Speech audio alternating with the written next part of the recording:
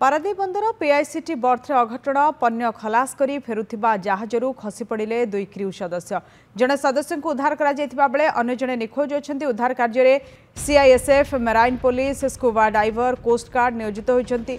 जहाज बर्थ छाड़िबा परे सीडी काढुथिले जहाज कर्मचारी सीडी काढुथिबा बेले असावधानता जोगु खसी पड़िथिबा सूचना रही। उद्धार कार्य वर्तमान जारी रही। दुई जन खसी पड़ते जन को उद्धार करा जायतिबा बेले आउ जन एबे भी निखोज अछंती। उद्धार कार्य रे लागिछंती अधिकारी माने सीआईएसएफ मेराइन पुलिस एवं जहाजर बर्थ छाड़िबा परे सीडी खोलुथिबा बेले असावधानता जोगु दुई जन खसी पड़िछंती। पारादीप बंदर पीआईसीटी बर्थ रे अघटनटी घटी जन को उद्धार करा जायतिबा बेले आउ जनकर पता मिलुनी। पण्य खलास करबा परे घटनाटी घटी। दुई क्रू मेंबर खसी पड़ते एवं जन को वर्तमान सुधा उद्धार करा जायछि। एबे भी आउ जन को खोजा खोजी चली। उद्धार कार्य CISF marine police scuba diver coast guard नियोजित होइछन्ते। अरुण ओझा पारादीप रिपोर्टर आम सहित जोड़ी होइछन्ते। अरुण केमती एवं केउ परिस्थिति रे दुई जन क्रू मेंबर खसी पड़िले जेतु सीडी काढुतिले असावधानता जो खसी पड़तिबा कुआ जाउछि। तो वर्तमान जन को उद्धार करा जायतिबा बेले आउ जनकर खोजा खोजी चलछि कोन सूचना नै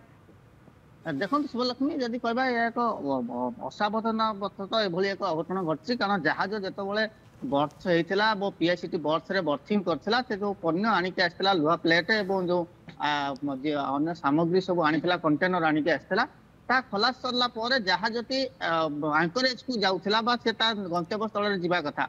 तो एही समय जहाज जेतबेले बर्थ छाडुथिला सेही समय जो जहाजर जो सीढ़ी गुटिक रही है से सीढ़ी गुड़ी को जहाजर स्वतंत्र कर्मचारी रही से टाणी था जहाज तार चल था।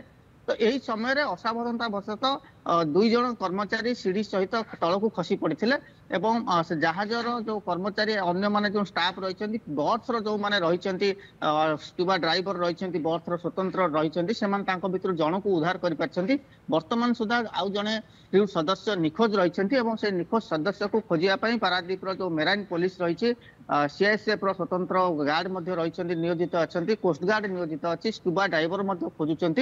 तेणु यही अघटन को जो निखोज जो रही कर्मचारी जनक खोजापी चली प्रयास चली खोजाखोजी चली। कारण बर्थ भितर गभीर पानी रही है।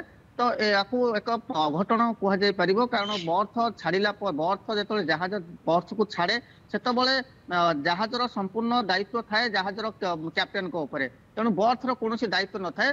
बर्थ जेपर्यंत जहाज बर्थ न छाड़ी से पर्यंत जहाजर दायित्व थाए बर्थ उपर। तो बर्थर बर्तमान जेहेतु से जहाज को ऑर्डर दि जाता है जहाज छाड़ी बर्थ छाड़ी ए समय बर्थ पक्षर जो भली भाव दि जाऊँगी प्रिकॉशन नि विभिन्न प्रकार जो वर्तमान एनडीआरएफ को डका जोगाजोग कर आसवे। तेणु कोस्ट गार्ड स्वतंत्र कर्मचारी रही खोजाखोजी कर बुड़ीकी सब देखुं